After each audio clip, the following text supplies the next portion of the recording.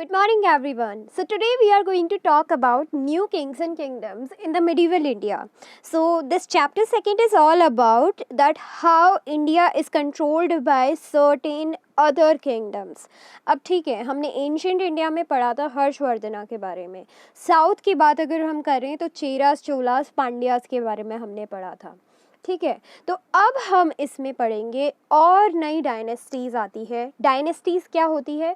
जो कोई किंग अगर रूल करता है और वो काफ़ी जेनरेशन्स तक अगर रूल करता है, एक से ज़्यादा जनरेशन तक रूल करता है, तो वो माना जाता है उसकी डायनेस्टी का रूल. ठीक है, तो अब देखो इसमें कौन कौन सी मेजर पावर्स आती है. मेजर पावर्स में उस टाइम पर आती है 7th सेंचुरी में जो उभर कर आएगी. नॉर्थ और साउथ में अलग अलग है. ठीक है, तो सबसे पहले हम 3 पावरफुल डायनेस्टीज़ की बात करेंगे, जो कि है चम्हानास की, राष्ट्रकूटास की, पालास की, गुर्जर प्रतिहारास की. ठीक है, इन इन मेजर 4 डायनेस्टीज़ की हम बात करेंगे. हालांकि इस बुक में इतने अच्छे से नहीं दे रखा है, बट हम इसको समझेंगे और अच्छे से कि 7th सेंचुरी में कौन कौन सी डायनेस्टीज़ जो है वो पावर में आई थी. अब नेक्स्ट देखो, सो इमर्जेंस ऑफ न्यू डायनेस्टीज इसमें बता रखा है. एंड इसके थ्रू इन्होंने बताया है कि जो पावर्स थी वो किसके अंडर थी. अब राजा के अंडर पावर थी, बट जो लोग काम करते थे, जिनका काम होता था मिलिट्री को मेंटेन करना, वो काम कौन करता था? वो काम करते थे सामंतास. ठीक है, ये सामंता और कोई नहीं है बल्कि ये मिलिट्री चीफ है जो मेंटेन करते हैं सारे आर्म्ड फोर्सेस किंग्स के. ठीक है, उनको मिलिट्री सपोर्ट प्रोवाइड करते हैं. उन्हीं को हम क्या कहते हैं? सामंतास. और जिन सामंतास को ज़्यादा पावर मिल जाती है उनको महासामंतास कहते हैं. ठीक है, अब देखो इसमें, अब साउथ की तरफ में हमने देखा है कि एक नए ही टाइप का जो डायनेस्टी है वो उभर कर आ रहा है, जो कि है राष्ट्रकूटास. अब ये राष्ट्रकूटास जो थे ये चालुक्यास के ही सबऑर्डिनेट थे. हम क्या पढ़ रहे थे? साउथ में सबसे पावरफुल जो किंगडम होने जा रहा है वो था चालुक्यास का.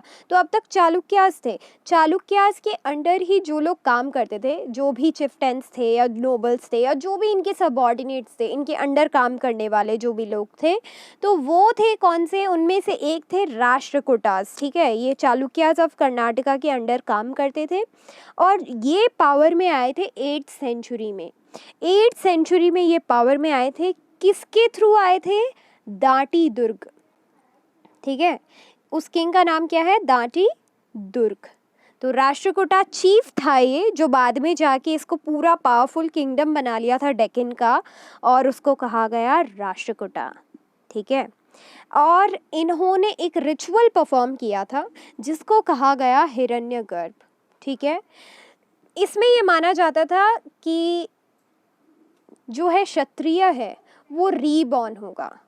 ठीक है, जो क्षत्रिय है वो, तो माना जाता है कि अगर वो ये परफॉर्म कर लेते हैं यज्ञ, तो इसमें अगली बार वो क्षत्रिय बनकर ही रीबॉर्न हो गए. ठीक है, तो ये यज्ञ परफॉर्म करने से उन्होंने अपने आप को क्या है? राजा डिक्लेयर किया. दाटी दुर्ग जो थे सक्सीड करे गए थे इनके अंकल के through, that is Krishna first. ठीक है, तो इतना नॉलेज आपको होना चाहिए कि डेक्कन में रूल था चालुक्यास का, और चालुक्यास को हराकर, मतलब चालुक्यास के ही अंडर जो इनके सबऑर्डिनेट थे उन्होंने कब्जा कर लिया था, पावरफुल ज़्यादा अपने आप को बना लिया था. ठीक है, हिरण्यगर्भ परफॉर्म किया था. दाटी दुर्गा वो एक ऐसे इंसान थे जिनके थ्रू यहाँ पर इनको रूलिंग मिलती है. ठीक है, नेक्स्ट बात ये करते हैं मिलिट्री स्किल्स की. अब फिर से इसमें हमें बताते हैं मेडिवल इंडिया में कि हिस्ट्री को ब्रेक कर रहे हैं, ये वर्ण सिस्टम को तोड़ रहे हैं, क्योंकि वर्ण के अनुसार तो क्या है, ब्राह्मण्स जो है वो क्षत्रिय का काम थोड़ी ना करेंगे. ब्राह्मण्स जो है वो प्रीचिंग का काम करेंगे. ठीक है, प्रीस्ट वगैरह का काम करेंगे. बट हरिश्चंद्र एक किंग है, ठीक है, जो हर्षवर्धन को सक्सीड, मतलब हर्षवर्धन के बाद जो इम्पॉर्टेंट किंग उभर कर आए थे गुर्जर प्रतिहारा में, नॉर्थ में गुर्जर प्रतिहारा डायनेस्टी के थ्रू, तो वो थे हरिश्चंद्र. ठीक है, वो कौन थे? हरिश्चंद्र. तो हरिश्चंद्र जो थे वो ब्राह्मण थे. अब देखो इस इमेज के थ्रू हमें पता पड़ रहा है कि कैसे राजा एसोसिएट करते थे अपने आप को डाइटीज के थ्रू, भगवान के साथ अपनी तुलना किया करते थे। ये हमें इस पेंटिंग में हमें इस स्कल्पचर के थ्रू देखने को मिलता है जो कि अलोरा केव में है। अब देखो इसमें हमने बात करी थी कि ब्राह्मण्स जो है वो भी जो है उभर कर किंग बने थे, ठीक है। तो इसमें राजस्थान का एक बना था, वो थे हरिचंद्रा, ठीक है, और एक कर्नाटका में बने थे, वो कौन थे, मयूर शर्मन। अब देखो नेक्स्ट कौन है, कदम मयूर शर्मन।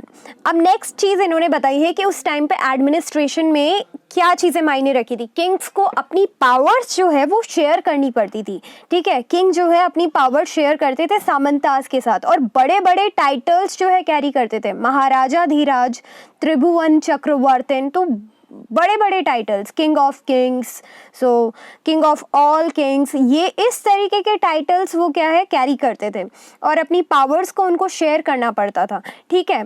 और ये एडमिनिस्ट्रेशन अब चलता किससे था, एडमिनिस्ट्रेशन वर्क सिर्फ और सिर्फ किससे करता है, दो चीज़ों से, पैसा और पावर।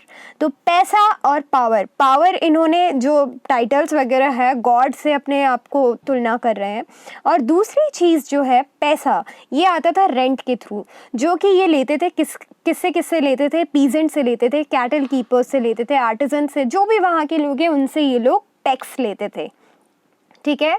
और उस रेंट को यूज़ करते थे आर्मी को मेंटेन करने में, और वो आर्मी जो है धीरे धीरे क्या काम करती थी, एरियाज़ को प्लंडर करती थी, और जितना ज़्यादा एरिया उतना ज़्यादा बड़ा एडमिनिस्ट्रेशन, उतना ज़्यादा रेंट कलेक्ट होता था।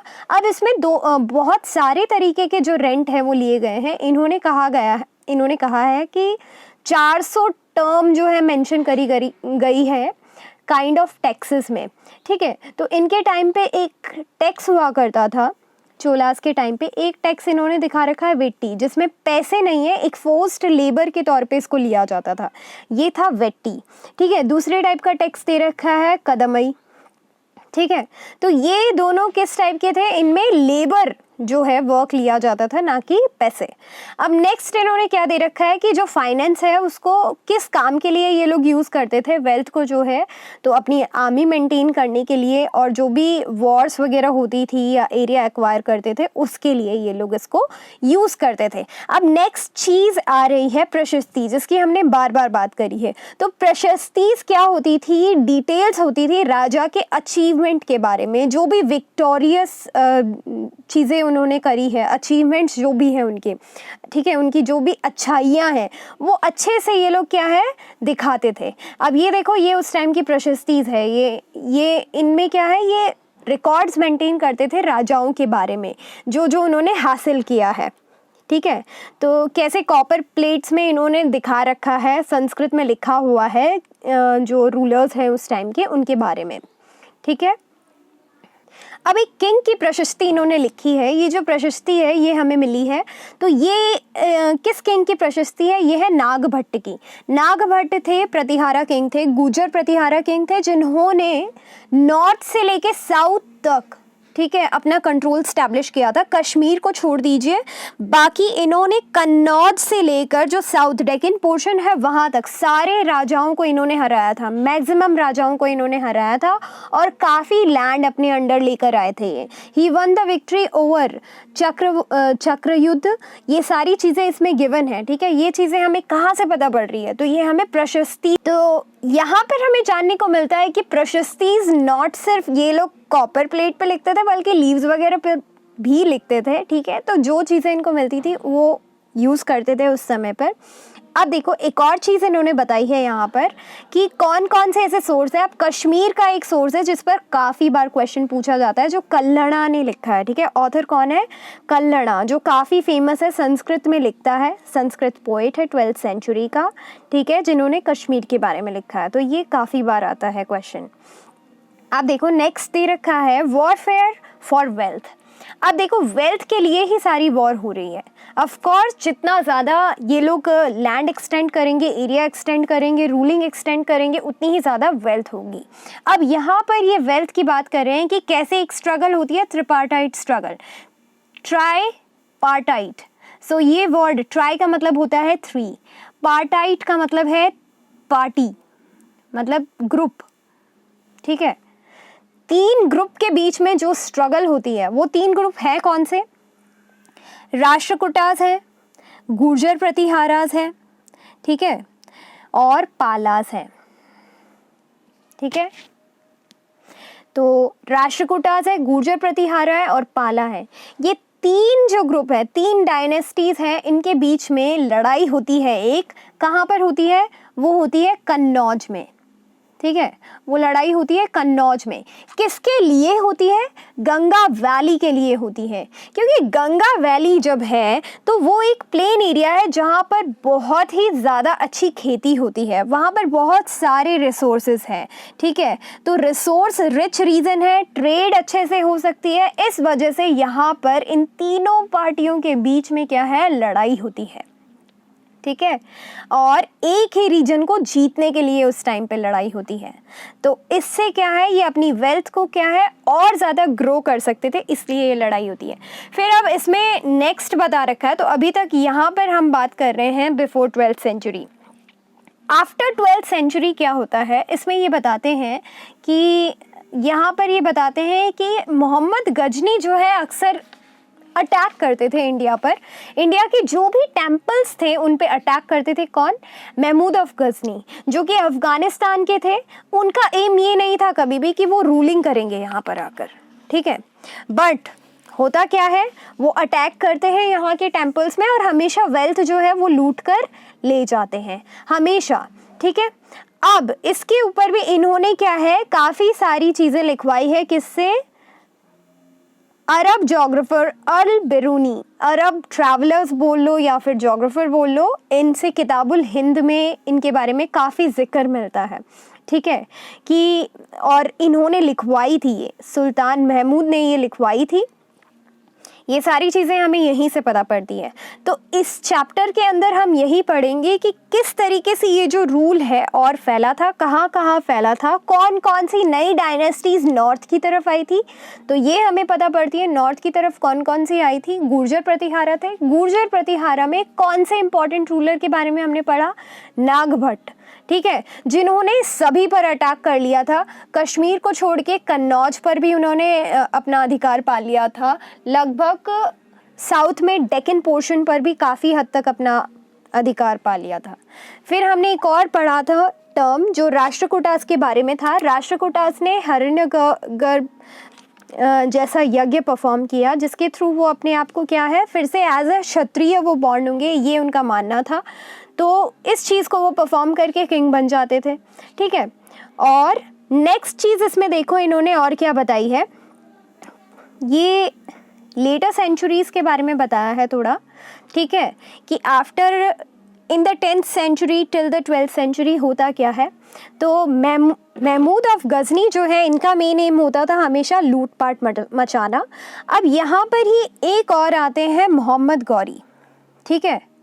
तो ये जब यहाँ पर आते हैं मोहम्मद गजनी के मरने के बाद, इन्होंने इंडियन सब कॉन्टिनेंट में अपनी रूलिंग स्टैब्लिश कर दी थी। इनको बार बार क्या है, इनके बीच में लड़ाई हुई थी किससे? पृथ्वीराज थर्ड से।